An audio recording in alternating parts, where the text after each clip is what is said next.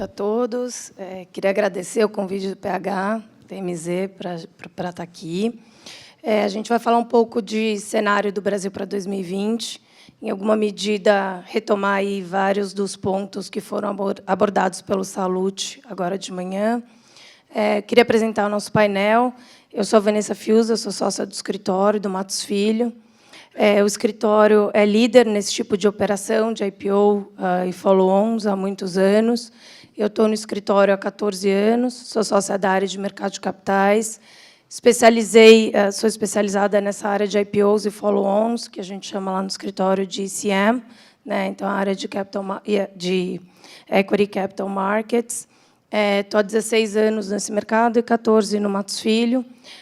A gente tem uma liderança importante nesse tipo de trabalho, né? A gente tem um market share super relevante. A gente trabalhou em 21 dos 25 IPOs que tiveram aí nos últimos 2 anos. Então, a ideia é trazer um pouco para vocês aqui, não só a perspectiva jurídica, né, mas a perspectiva de um banco de investimento super importante, líder também aqui nesse tipo de transação, de um escritório internacional, de uma empresa de consultoria que tem trabalhado com as companhias pequenas e médias para trazer elas para esse momento e discutir um pouco com vocês o que a gente está vendo, o que a gente espera e como que a gente traduz aí muitas coisas que elementos que o Salute trouxe para a gente há 5 minutinhos aí atrás. Então, a gente está aqui no painel, além de mim, com o Jorge.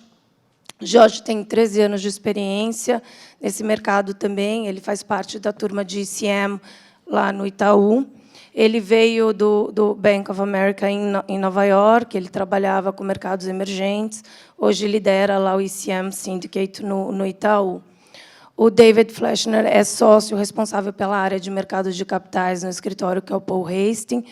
Também tem uma história aí de ter trabalhado e ser sócio de alguns escritórios nessa área, uma pessoa formada em Harvard, que a gente tem o prazer de estar aqui no Brasil, assessorando as companhias brasileiras na parcela internacional, né? A gente faz um esforço de venda na maioria absoluta desses deals, então a gente conta com advogados internacionais.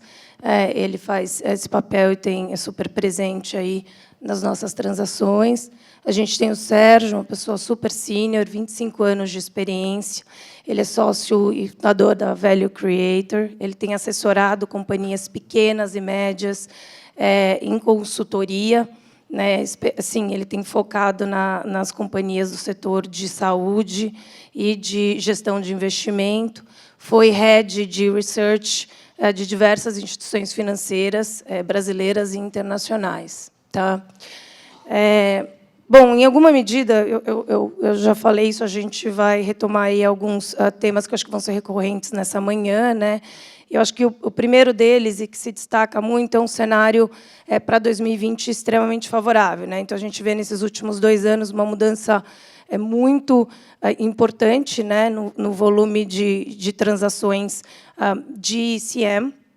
Então, em 2019, as companhias brasileiras captaram 90 bilhões nesse mercado, né? A expectativa e a estimativa dos bancos é que esse número supere 120 para 2020. Né? Então, eu queria ouvir um pouco aqui deles, talvez até começando pelo Jorge, tem uma perspectiva aí bem de mercado, de quais são os principais fatores que, na visão de vocês, e estando próximo ali do cliente, motivaram eles a seguir no IPO nesses últimos 2 anos e que estão motivando a turma a se preparar para esse ano e para os próximos, para esse tipo de projeto. Bom, obrigado, Vanessa. Acho que o primeiro, só comentando aqui do fundamento, né, e o Salute mencionou muito bem da mudança estrutural que a gente vive no país, pela redução da taxa de juros. As assets agora elas se veem num problema de alocação de capital, né? Então, as assets brasileiras. Equities, ainda dentro do AUM total do Brasil, representa muito pouco. 11% de um histórico que já foi, no pico, 20%. Né? Então, esse espaço, mais a rotação que você vai ter da renda fixa para a renda variável, gera um fluxo muito grande de capital para a renda variável, para essas emissões. Então, acho que, assim, nesse cenário, as empresas viram o equity como um meio de se financiar barato, né? Um meio de se financiar para crescer bastante atrativo. Então, ano passado, a gente viu 45 emissões, a maioria delas todas de follow-on, buscando essa oportunidade de mercado, desse financiamento através de equities, empresas essas que estavam já preparadas, mais bem estruturadas para acessar o mercado de forma mais rápida. Em IPOs foram menos, né? Foram 8, se você considerar as empresas brasileiras listando lá fora, 5 de empresas brasileiras puras listando aqui. E a tendência, a Vanessa comentando assim, para esse ano, eu acho que vai crescer substancialmente o número de IPOs, porque agora as empresas já se recuperam da crise, né? Elas já conseguem mostrar os últimos 3 anos uma recuperação de números e um futuro bastante promissor. Tá? Então, eu acho que vai continuar no macro, né, essa atratividade para se buscar o financiamento para o mercado de capitais, e as empresas vão ter boas histórias para se contar, com, obviamente, apetite da parte dos investidores. Tá? Não sei, Sérgio, tem algum comentário do teu lado em relação a esse aspecto? Assim, o que você tem visto aí das companhias que você está assessorando em relação a perspectivas, que aí são companhias de perfil menores em relação ao acesso do mercado de capitais, né? Porque o IPO, ele, obviamente, é um passo muito importante para a companhia, ele é um passo também caro, né? Então, a companhia tem que estar no momento de maturidade correto, né, para isso.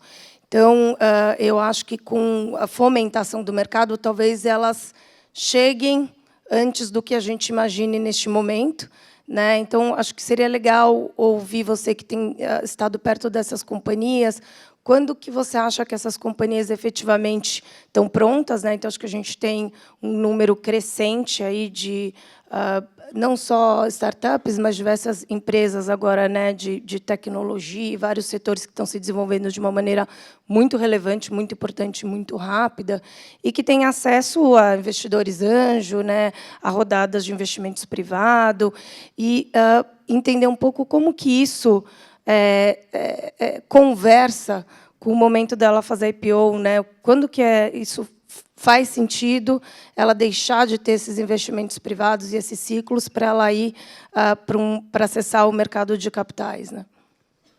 Bom, Vanessa, antes de responder a tua pergunta especificamente, eu só queria trazer um dado que para mim é chocante e que vai em linha com o que o Salute falou, que o George falou da participação de fundos de ações.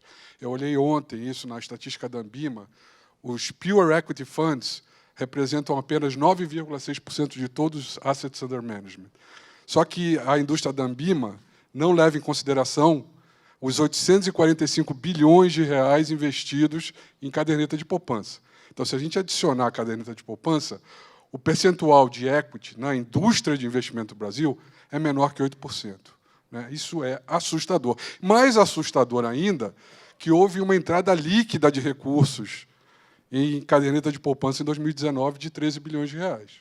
Então, realmente, existe um caminho gigantesco. A gente só está começando essa história de migração. E eu acho que esse é o grande case de Brasil. Não é a parte macro. Acho que a parte macro ela está por trás disso aí, mas o grande case é viver num ambiente de taxa de juros baixa. E eu concordo também que, se a taxa de juros aumentar daqui a 2, 3 anos, o case continua. Né? Então, esse é só um preâmbulo. Com relação à perspectiva de pequenas empresas para a IPO, o ceticismo é gigantesco. Né? As empresas, realmente, elas ainda não acreditam no mercado de capitais como forma de financiamento. Isso é uma mudança cultural, vai levar anos e anos para acontecer. Se a gente olha no mercado desenvolvido, obviamente, uma startup, desde o D0, ela considera o IPO como uma decisão estratégica que vai ocorrer. No Brasil, isso aí, obviamente, está muito longe disso. Então, a gente precisa criar um mercado de acesso, um mercado ágil, um mercado barato, um mercado que tenha prestadores de serviço focados no mercado de acesso. Não adianta pedir para o sujeito, para a instituição que está focada no IPO de 50 bilhões de reais, que faça um IPO de 30 milhões de reais. Não dá, né? E, aparentemente, algumas instituições começam a se estruturar para atuar nesse segmento, mas estamos começando, né? Vamos torcer que isso efetivamente aconteça. David, eu acho que esse talvez seja um gancho para você contar um pouco para a gente, porque nos Estados Unidos, né, a gente vê os IPOs de 30, 20, 100 milhões. Na verdade, o ticket médio do IPO no Brasil é um dos mais altos, se não o mais alto do mundo, né, Jorge? Então, aqui, a gente trabalha com operações gigantescas, né? A gente discute com certa frequência como melhorar o mercado de acesso, como, né, e agora a gente já está vendo elementos de pessoas físicas acessando o mercado, então a gente já está mudando um pouco o perfil dos investidores, que, até onde eu entendo, nos Estados Unidos, essas ofertas menores elas são destinadas para um investidor de varejo que tem cultura de investir, né, no mercado de renda variável, que é algo que a gente ainda está desenvolvendo no Brasil, no nosso público. Mas acho que seria legal, David, talvez você comentar um pouco por que essas transações são bem-sucedidas nos Estados Unidos, se essa, de fato, é a única diferença é o acesso desse público em bolsa, ou se tem outros fatores, e quais fatores, por exemplo, poderiam influenciar tanto do ponto de vista de legislação legal, ou de incentivo dos bancos de investimento de estarem nesses deals menores. Perfeito. Obrigado, Vanessa. Obrigado a todos, assim, pela presença. É um ponto super interessante. Assim, eu sou advogado, assim, americano, gringo, mas sempre cobrindo oportunidades para empresas da América Latina, em Brasil em particular. Também tenho, assim, bastante experiência na Europa e na Ásia. E ao longo, assim, dos últimos anos, a gente percebeu uma diferenciação, assim, das empresas acessando os mercados, o mercado de capitais americano, mas também acessando mercados estrangeiros, e outros dizendo, olha, eu vou ficar no meu lar, né, no meu mercado doméstico.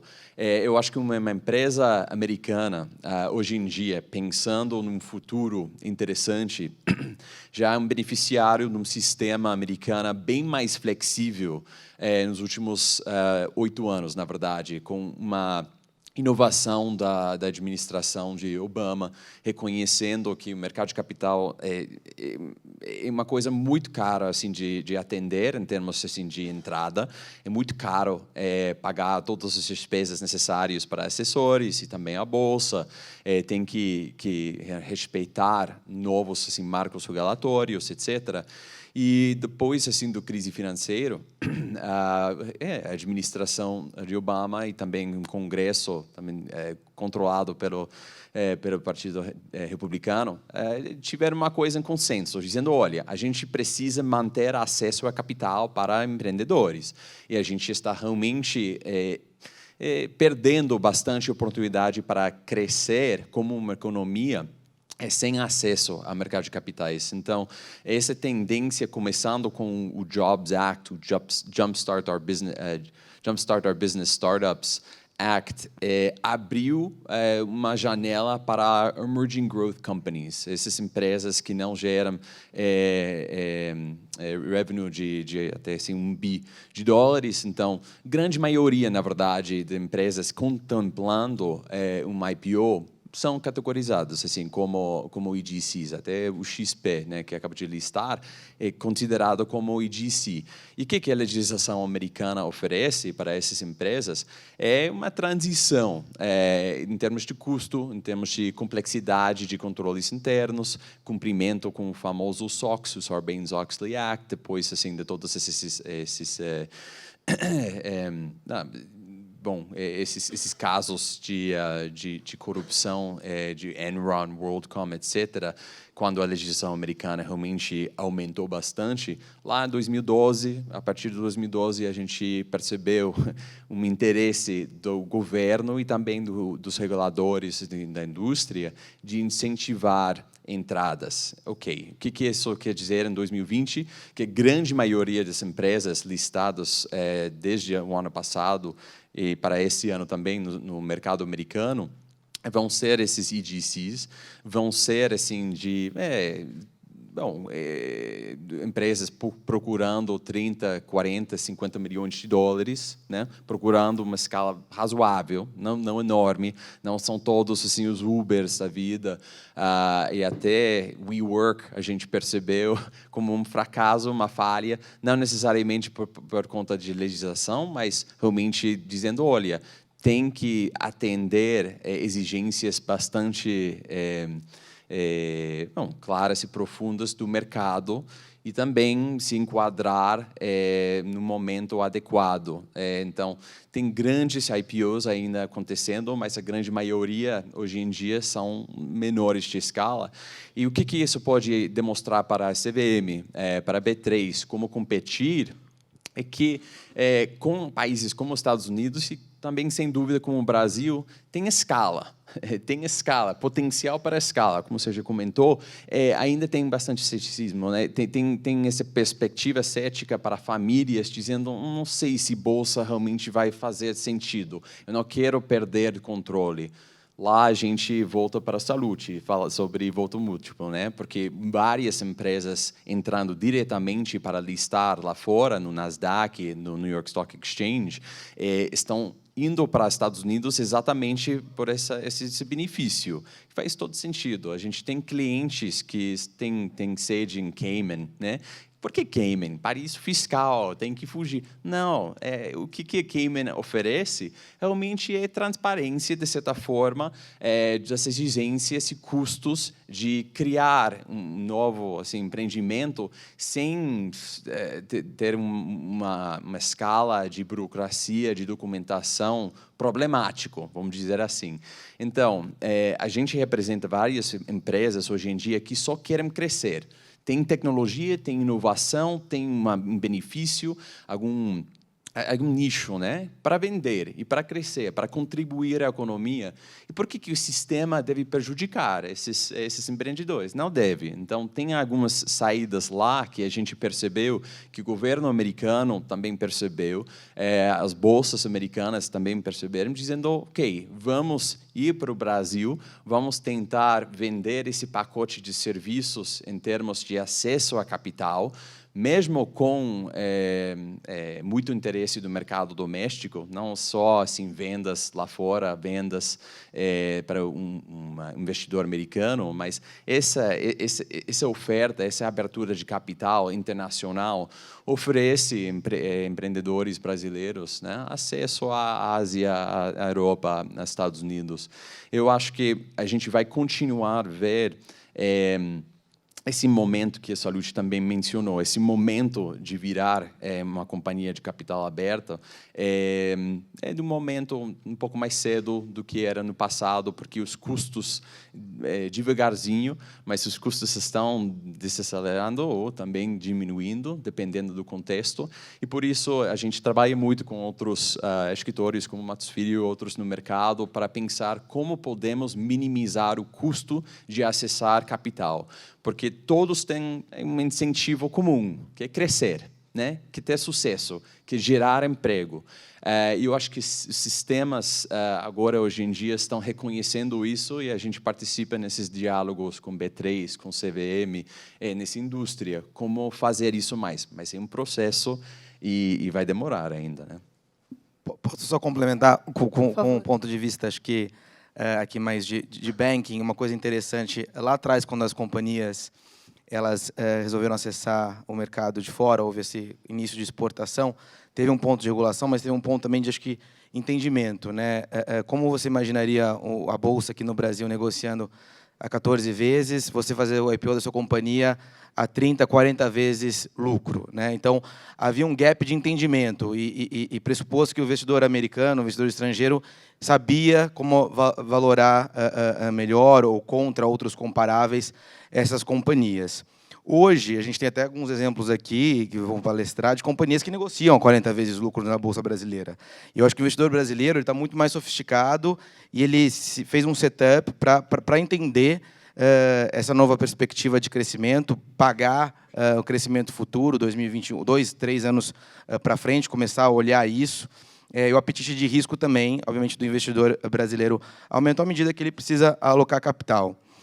Então, acho que fazendo o gancho aqui, quando os stakeholders, né, nossos aqui, que somos nós, bancos, investidores, advogados, a gente conseguir, de alguma forma, convencer os reguladores a mudar, criar um ambiente mais favorável no Brasil, eu duvido que essas empresas elas vão querer ter o burden de ser exportadas e estar lá fora. Acho que o grande tema aqui é flexibilidade.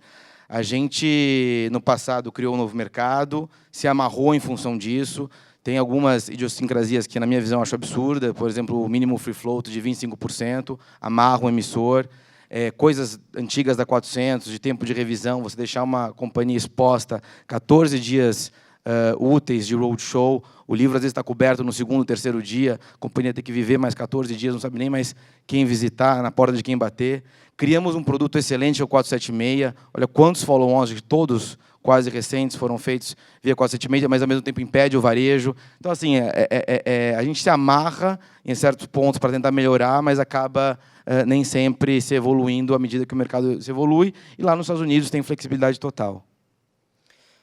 Eu acho que esse ponto é super importante, ele tem um aspecto jurídico, né? Acho que a provocação ela acaba, em alguma medida, numa discussão jurídica, /regulatória, /societária, né? Porque o múltiplo, né, a perspectiva aqui do Jorge, e eu sou uma empresa de tecnologia, até a Salute falou, agora é fácil vestir todo mundo, toda noiva tecnológica, agora a gente veste da forma como a gente quiser.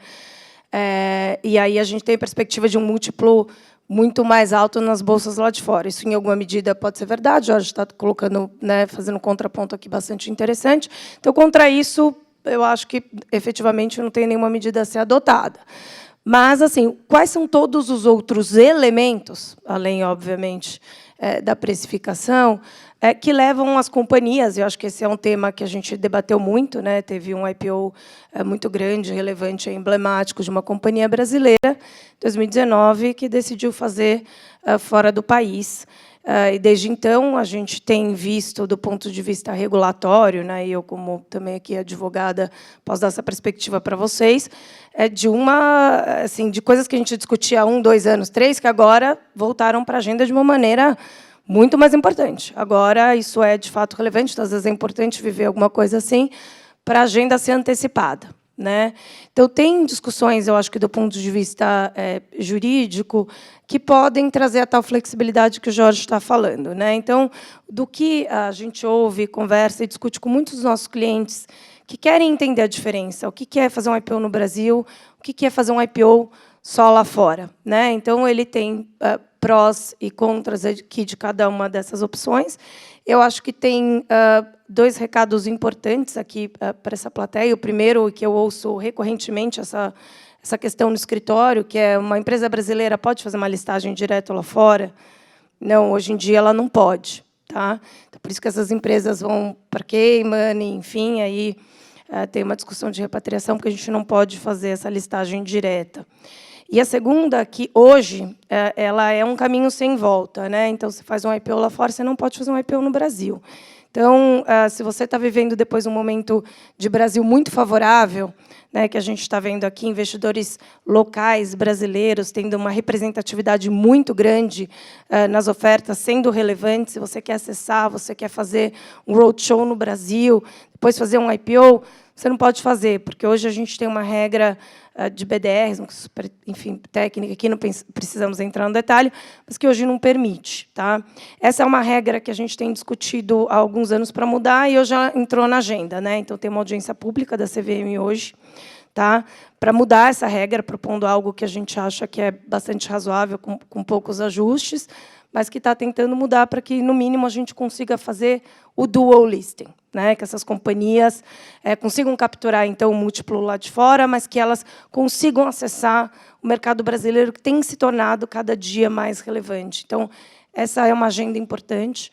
Uma outra agenda importante do ponto de vista jurídico, aqui, mais técnico e regulatório, é o voto plural. Né? Vocês vão ouvir falar muito disso.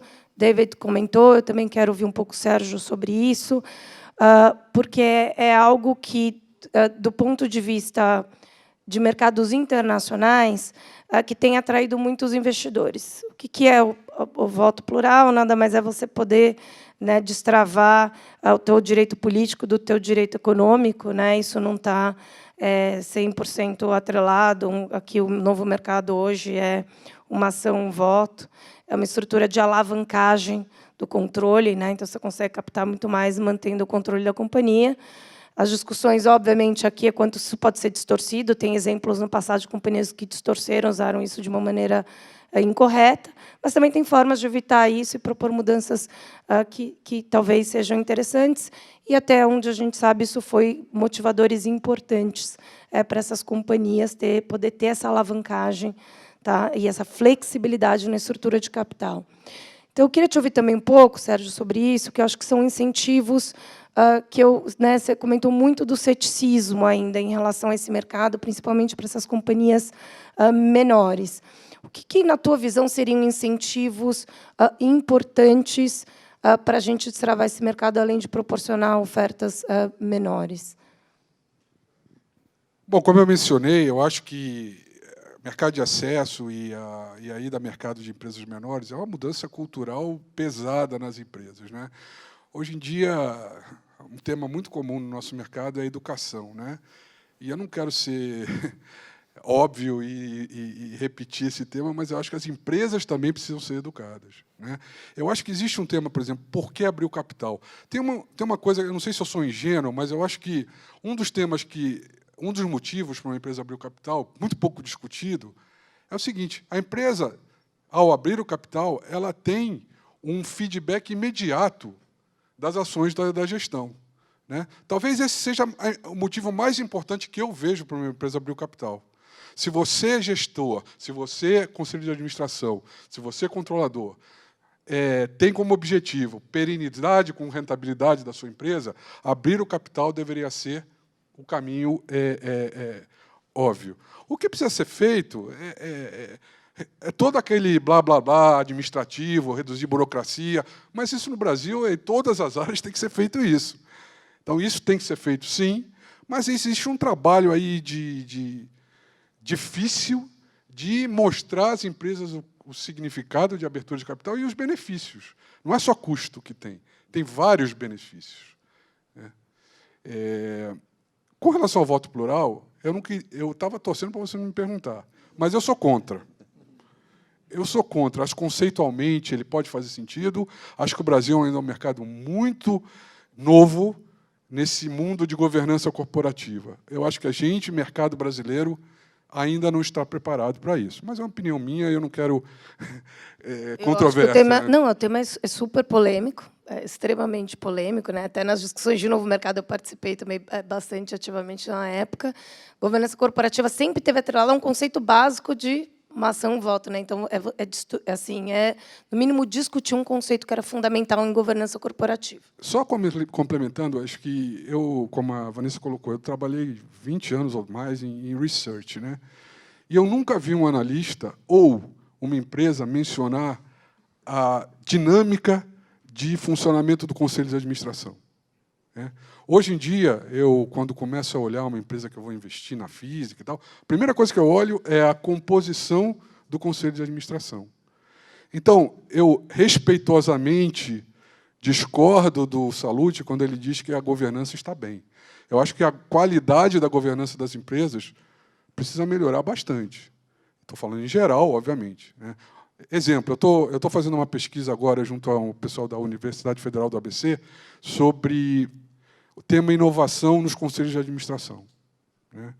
Me parece, as conclusões iniciais, é que isso é um tema ainda muito pouco representado nos conselhos de administração. Então, se a gente vive nesse mundo de transformações digitais, transformações extremamente rápidas acontecendo, e o conselho de administração não está focado nesse tema, isso meio que me preocupa. Então, estou falando tudo isso para dizer que eu acho que ainda existe espaço muito grande para nós melhorarmos o tema governança no tripé ESG. Posso só fazer uma observação interessante, né?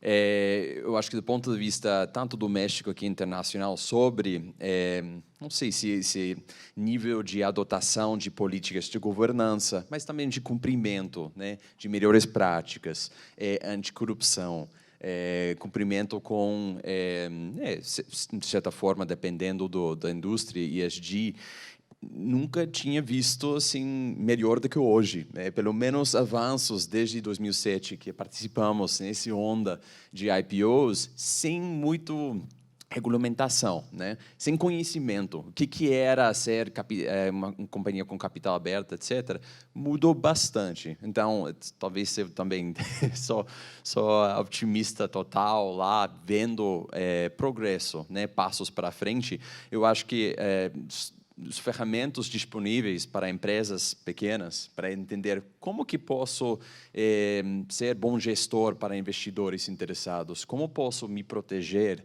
também de uma forma adequada para me arriscar a abrir as portas, né, para informação, para transparência, etc. Mas porque vou receber bastante capital e confiança. Mas mereço essa confiança? Talvez hoje não, em certos casos, mas eu acho que cada passo é melhor.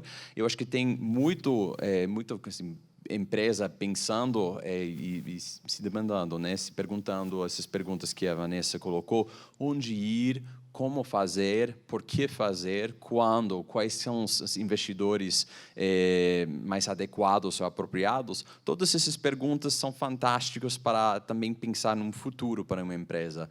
Então, eu estou vendo muita empresa fazendo perguntas para a gente: estamos prontos já? Vamos ver, mas tem que se arriscar de certa forma, mas tem muitas ferramentas hoje para entender quais são essas preocupações de governança e qual vai ser assim o alvo em termos de investidores. Mas o Brasil com Lava Jato, etc., já evoluiu bastante como mercado. Eu acho que empresas também evoluíram bastante e o momento hoje é como ir cada passo mais, né, para frente. A gente tem poucos minutos aqui, eu tenho duas últimas perguntas rápidas aqui. Uma talvez para você, Jorge. Qual é o perfil das empresas que você imagina, ou que vocês estão vendo para IPO aí nos próximos, né? O Sallouti falou, a gente vai ter 2007 aí nos próximos anos, né? Então a gente tem talvez alguma dezena de empresas aí no pipeline para esse ano, para o próximo, para o outro. Qual é o perfil dessas companhias? É tamanho? Tem algum setor da economia que tem uma atratividade maior? Quais são os fatores que você acha que vão determinar, ou é a qualidade das companhias, independente do setor que elas estão? Estão olhando o ESG, como, né, tem sido dito aqui, ou tem outros fatores que você considera importante na definição aí das companhias que vão vir para a IPO aí nos próximos anos? Tá bom. Acho que, com relação ao setor, a gente tem observado desses 20 a 30 IPOs que, pelo menos do lado do Itaú BBA, a gente imagina que vai ter esse ano, é bastante agnóstico. A gente tem todos os setores. Desde que haja uma história bem contada, eu acho que vai ter demanda para todo tipo de setor e todo tipo de empresa. O que é uma história bem contada? Seja ela de bastante crescimento, que eu acho que até vindo da onde a gente vem com relação ao país, a maioria dessas histórias tem, seja uma história, e aí mais infraestrutura, de crescimento com algum downside protection, né, que a gente vai ver aí no setor mais de utilities, logística, energia, então a gente vai ver isso. Um exemplo, por exemplo, num setor que não estava, acho que, no radar da maioria das pessoas aqui, nem no meu ano passado, era o setor imobiliário. E a gente viu uma retomada fortíssima desse setor. A gente vai continuar vendo esse ano. A gente está com 2 ofertas nesse setor, precificando o Mitre e a Moura do B. A gente vai ter outras ofertas também nesse setor. E é um setor que, assim, da onde a gente sai da economia, é um setor que tem bastante crescimento, se você for ver.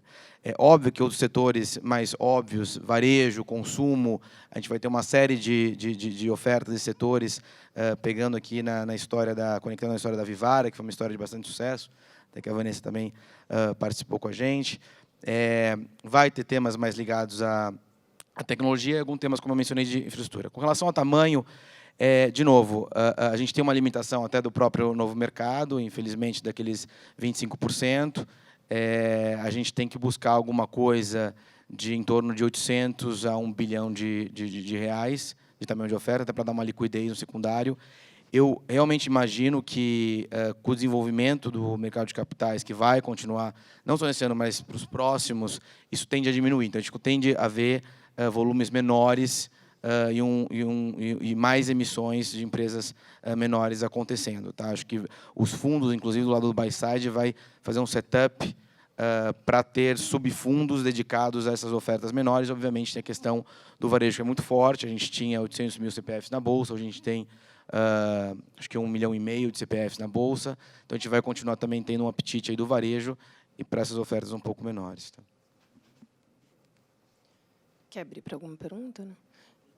Não sei se alguém tem uma pergunta. Acho que tem pergunta aqui.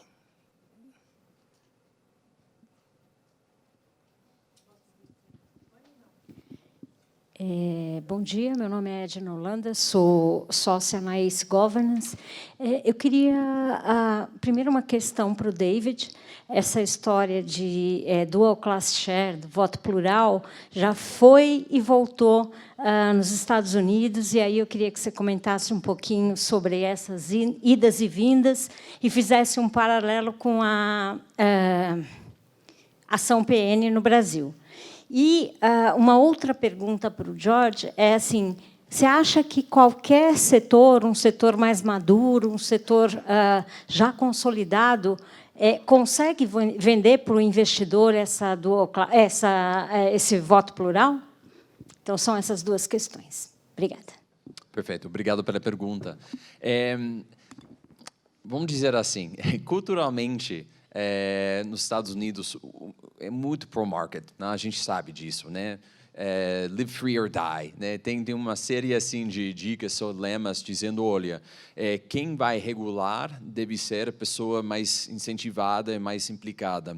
A SEC, no nosso CVM, existe para proteger os investidores, e também tem o New York Stock Exchange, Nasdaq, tem regras particulares para proteger investidores, mas, ao final das contas, houve talvez uma realização, uma epífania até, né, dizendo, ok, tem menos investimento que devemos ter, como podemos incentivar? E a gente volta para a Salute, mencionando uma boa resposta, eu acho, dizendo, vamos explicar como funciona a votação e vamos ver se o investidor quer comprar ou não. A gente vai respeitar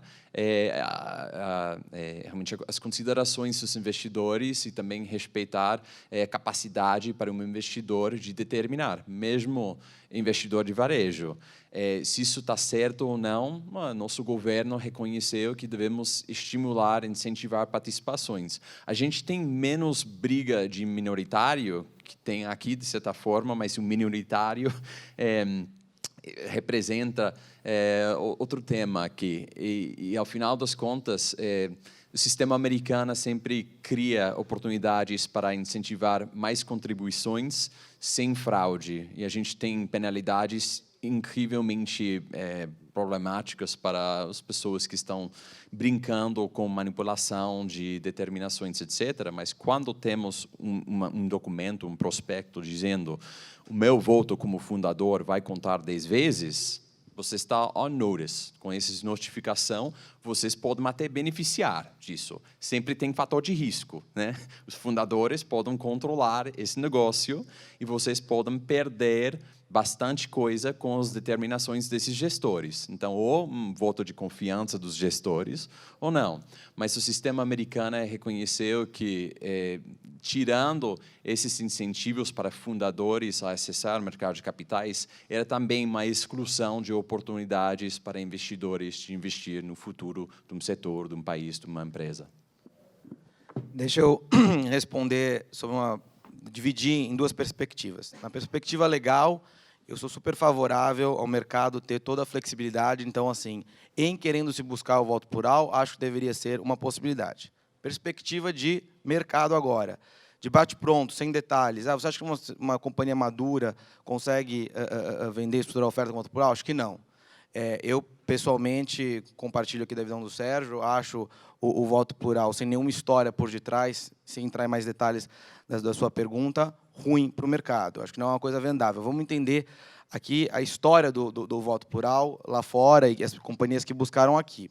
São emissões menores, de empresas que estão crescendo, e a ideia é que, ao longo da sua vida, da sua maturação daquela empresa ou daquele setor, vão haver sucessivas ofertas, né, para buscar liquidez. Inclusive, os investidores que investem falam assim, eu sei que a liquidez hoje não é grande, eu vou investir, mas eu vejo um potencial de aumentar essa liquidez, inclusive alocar em outros subfundos. Para isso, criou-se o voto plural para aquele fundador que teve aquela ideia da companhia, que tem uma figura central na administração da companhia, não se dilua e consiga continuar no comando ao longo dessas sucessivas operações dilutivas, né, de captação de recursos na vida da companhia. Então, por isso que nessas companhias mais jovens, que estão amadurecendo, estão crescendo, estão amadurecendo, eu acho que faz sentido. Num setor maduro, assim, de bate-pronto, respondendo a pergunta, eu acho que seria muito difícil a colocação. A gente vai encerrar aqui o painel. Todo mundo vai receber um e-mail meu no final aqui do evento para conectar com os palestrantes. Então, quem tiver pergunta, quer conectar com a Vanessa, com o Jorge, com o David, com o Sérgio, vai ser um maior prazer. E obrigado de coração, Vanessa, Sérgio, Jorge e David. Muito obrigado.